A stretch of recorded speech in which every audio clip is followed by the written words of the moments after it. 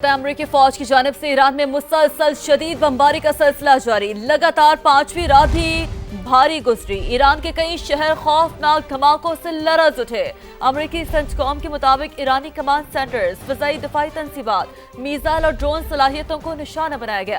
ایران کے بھی جوابی وار کویت اور بحرین میں امریکی تنصیبات کو مسلسل نشانہ بنایا۔ کویتی حکام کا 4 کروز میزائلوں اور 21 ڈرونز کو تباہ کرنے کا دعویٰ۔ صدر ٹرمپ نے دعویٰ کیا کہ ایران والے جلد شکست کھا جائیں گے۔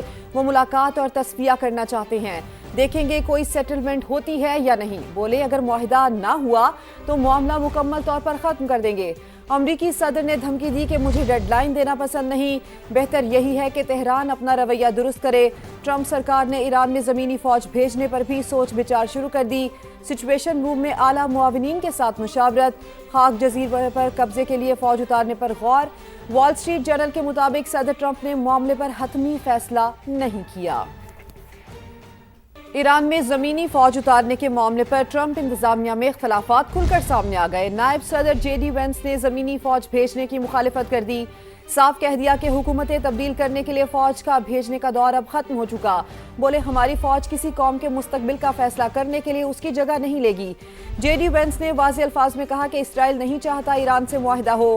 بولے مخالفین کے پاس کوئی حقیقت پسندانہ حل نہیں، ان کی واحد تجویز مسلسل اور غیر مؤثر بمباری ہے۔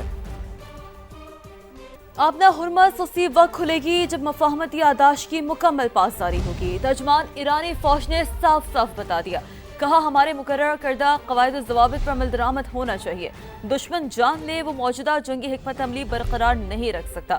پاسدارانہ انقلاب نے آپریشن کے نئے مرحلے کا بھی اعلان کر دیا۔ کویت میں امریکی ایئر بیس اور فوجیوں کے اجتماع پر حملے کا دعویٰ، ابتدائی الارمنگ ریڈار سسٹم ملیہ میں ایج کر دیا۔ اردن میں ازرق ایئر بیس پر خیبر شکن میزائل سے حملہ کیا گیا۔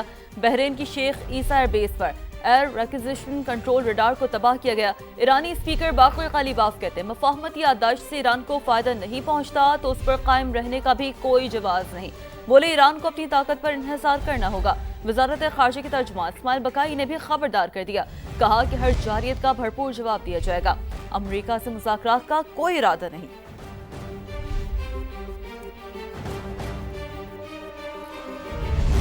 ابھی آپ کو اپڈیٹ دیں، پاکستان کا امریکہ اور ایران کے درمیان کشیدگی پر اظہار تشویش، امریکہ اور ایران تحمل کا مظاہرہ کرے۔ ترجمان دفتر خارجہ کی جانب سے کہا گیا ہے تنازع کو مذاکرات کی میز پر ہی حل کیا جانا چاہیے۔ پاکستان چاہتا ہے کہ کشیدگی ختم ہو اور تکنیکی مذاکرات شروع ہوں۔ امید کرتے ہیں آبنہ ہرمز میں صورتحال جلد نارمل ہو جائے گی۔ اسلام آباد مفاہمتی یادداشت پر عمل درآمد جاری رہنا چاہیے۔ پاکستان مسائل کے حل کے لیے مذاکرات پر یقین رکھتا ہے۔ ترجمان دفتر خارجہ کی جانب سے بریف کیا گیا ہے، بتایا گیا ہے کہ امریکہ اور ایران تحمل کا مظاہرہ کریں، تنازعات کو مذاکرات کی میز پر ہی حل کیا جانا چاہیے۔ پاکستان یہ چاہتا ہے کہ کشیدگی ختم ہو اور تکنیکی مذاکرات شروع ہوں۔ امید کرتے ہیں آبنہ ہرمز میں صورتحال جلد نارمل ہو جائے گی۔ اسلام آباد مفاہمتی یادداشت پر عمل درآمد جاری رہنا چاہیے۔ پاکستان مسائل کے حل کے لیے مذاکرات پر یقین رکھتا ہے۔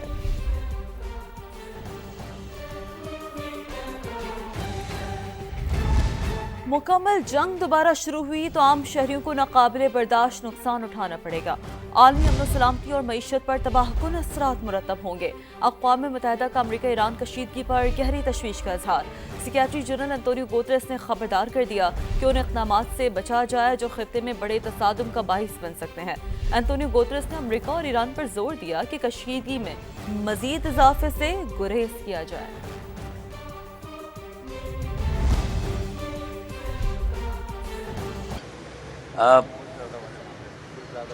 نہیں اسی میں کر لوں خالد، اسی میں 2 جملے دیکھیں، ہم یہ سمجھتے ہیں کہ مولانا فضل الرحمان صاحب نے اپنے کسی اجلاس میں جو بیان دیا اور جس طرح افواج پاکستان کے شہداء کی حرمت اور ناموس کی بے توقیری کی، اور یہ ان کا بیان نہ صرف انتہائی ناقابل فہم ہے नाकाबिल कबूल है, बल्कि नाकाबिल बर्दाश्त भी है। MKM पाकिस्तान ये वाज़े करना चाहती है कि आज अक़वाम आलम में पाकिस्तान का जो मकाम है वो अफ़वाज पाकिस्तान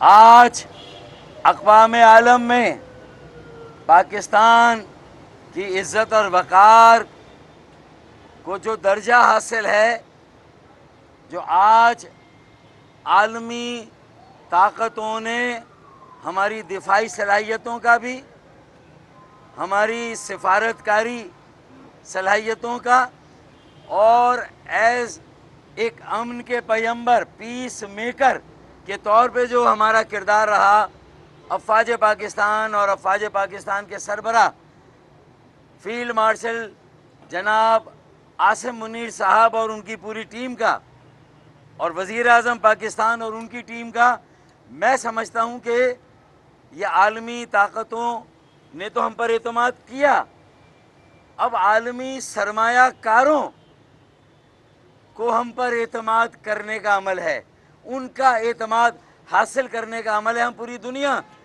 के साथ रिकनेक्ट हुए हैं। पूरी दुनिया में हमारे बेटे और बेटियों के लिए कई दरवाजे खुले हैं, कई मौके उन्हें मुयस्सर आए हैं। पाकिस्तान की मईशत की मजबूती और इस्तेहकाम के इम्कानात बहुत ज़्यादा रोशन हुए हैं। आलमी सरमायाकारों का एतमाद बहाल हो रहा है, और ऐसे मौके पर, इस मोड़ पर जो बयान दिया गया है, नाकाबिल फ़हम भी है, नाकाबिल कबूल भी है और नाकाबिल बर्दाश्त भी है।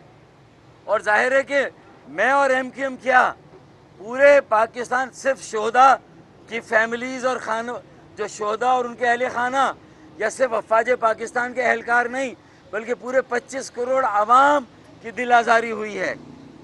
इसीलिए हम ये समझते हैं कि इस इंतहाई नाकाबिल फ़हम और मुल्क दुश्मनी के मुतरादिफ इस बयान की तस्हीह करें मौलाना साहब, इसे फिलफौर वापस लें और पूरी कौम से माफ़ी मांगे। भाई मौलाना साहब तो खुद इंतहा पसंदी और दहशतगर्दी का 2 बार शिकार हो चुके हैं। उनकी एतदाल पसंदी, उनका नज़रिया एक मजहबी जमात के बावजूद हर ख़ास व आम में हमेशा काबिल कबूल रहा है। और ख़ुद उन पर जब हमला हुआ मुल्क दुश्मनों की तरफ से, खवारिज की तरफ से, भारत की प्रॉक्सीज की तरफ से, तो उस पर पूरा मुल्क उनके साथ खड़ा था। आज वो पूरे मुल्क को एक तरफ रख के, मैं ये बात नहीं करना चाहता, लेकिन ये हम सब के दिल जले हैं भाई। खालिद भाई ने बात की है, हमारे सरबराह हैं, उन्होंने भी मैसेज वाज़े तौर पर कन्वे किया है। लेकिन मैं ये बात कहना, क्या ये मौलाना साहब अगला इलेक्शन न्यू दिल्ली या दिल्ली से लड़ने का इरादा रखते हैं? क्या वहाँ जाकर इलेक्शन लड़ना है? क्या भारत के अवाम की खुशनुदी के लिए, वहाँ के हुक्मरानी की खुशनुदी के लिए ये बयान दिया गया? इसलिए भाई हमारे सियासी मकासद, हमारे मफादात गिरोही हों, ज़ाती हों, इज्तमाही हों, जमाती हों, लेकिन कौमी मफाद से बढ़कर कोई मफाद नहीं हो सकता। जो शोहदा अफ़वाज पाकिस्तान की कुर्बानियाँ, जो हमारे पाकिस्तान के शहरियों ने इंतहा पसंदी दहशतगर्दी के ख़िलाफ़ जो मार्का हक़ में कुर्बानी दी गई, जिन सलाहियतों का मुजाहरा किया गया, मैं सिर्फ ये कहता हूँ कि ये वो शोहदा हमारे माथे का झूमर हैं, हमारे आज़ादी के मुहाफ़िज़ हैं, उनका शुमार हमारे मोहसिनों में होता है। उनकी दिल आज़ारी की गई है, उनके लहू से, उनके लहू की तज़हीक की गई है, उनकी कुर्बानियों का मजाक उड़ाया गया है। लिहाजा फ़ौरन اپنے اس عمل رویے اور بیان پر نظر ثانی کر کے تصحیح کی جائے اور قوم کے سامنے شرمندگی کا اظہار کیا جائے. یہ بڑا واضح موقف ہے ایم کیو ایم پاکستان کا. دیکھیں مولانا صاحب کی جو عزت رہی، جو اب تک کی صورتحال تھی، ہمارے لیے بھی ان کے خلاف کوئی بیان دینا اتنا آسان کام نہیں ہے، لیکن انہوں نے اپنے قد، اپنے حد، اپنے وزن، اپنے